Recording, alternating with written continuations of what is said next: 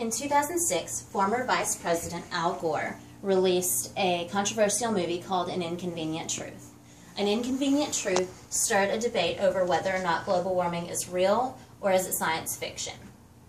According to NASA, 97% of climate scientists agree that climate warming trends over the past century are very likely due to human activities. I personally have seen a change in the weather patterns lately that I feel are contributed to global warming. Even though research shows 97% of climate scientists believe in global warming, there are still some of those with doubt. Those with doubt believe that the Earth is too big for humans to cause that much damage to Mother Nature. My belief is that global warming is real, and now I'm going to tell you why. In our everyday lives, without even realizing it, we harm our planet. According to EPA.gov, it is stated that over the past century, human activities have released large amounts of carbon dioxide and other greenhouse gases into the Earth's atmosphere. When we get in our vehicle and drive to work every day, our vehicles release CO2 gases, or carbon dioxide. Gases are less dense than oxygen, so they raise much like helium makes a balloon raise. In 2009, according to Census.gov, there were roughly 250 million vehicles in the United States alone. Each vehicle produces roughly 1 pound of CO2 gases each mile. Even household items such as light bulbs and fire extinguishers release CO2 gases. Where do the CO2s go? As I stated earlier, CO2 gases rise, and they rise straight up to the Earth's atmosphere. The Earth's atmosphere is a very thin layer. The thickness of the Earth's atmosphere is relevant to the clear coat of your vehicle. The vehicle being the Earth and the clear coat being the atmosphere. As you can see in comparison,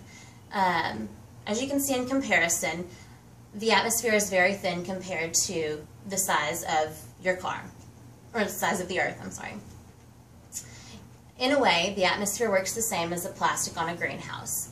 Greenhouses work by the sun heating up the air inside and not allowing it to exit.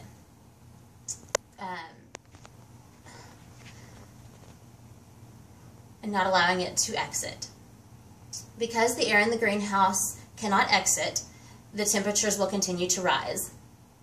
This is essentially the same thing that is happening to our planet. With global warming, the sun's infrared rays enter the Earth's atmosphere.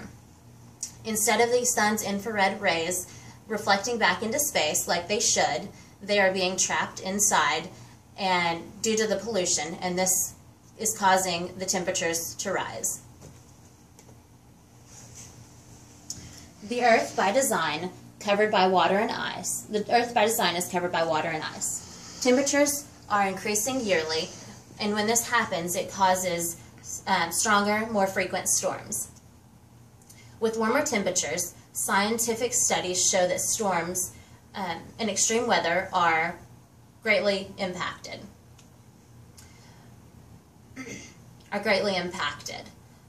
Perhaps not impacted as much as the temperatures of the ocean. The major concern with ocean temperatures rising is the size of our Arctic ice caps are beginning to decrease. Once the ice caps, such as Antarctica and the North Pole, slowly melt away, this creates a couple of different issues that cannot be avoided. Not only does this impact how infrared rays are reflected, it can cause major flooding in places such as Florida and New York City, for example. Our planet cannot afford to lose the main reflectors of infrared rays. With the CO2s in the ozone and the ever-present infrared rays from the sun, the world as we know it would become a greenhouse. A greenhouse of pollutants that would eventually corrode away the ozone layer. The ozone layer of the atmosphere is the ozone layer is the layer of the atmosphere that protects us from the harshest rays from the sun. Once this happens, the earth would become even more susceptible to the sun's harmful rays. I hope I've given you some things to think about. I hope that if you do not believe in global warming, that I have persuaded you to at least do some research. This planet, never in its history, has had the man-made pollutants that it does today. It has been said that every decision that we make has consequences, and I encourage you to not ignore 97% of climate scientists and to not ignore 97% of climate scientists for the simple fact that your decision could impact the only planet we have, the only planet that we have. I personally am a believer that when everyone is fighting for a solution, that our world is a better place.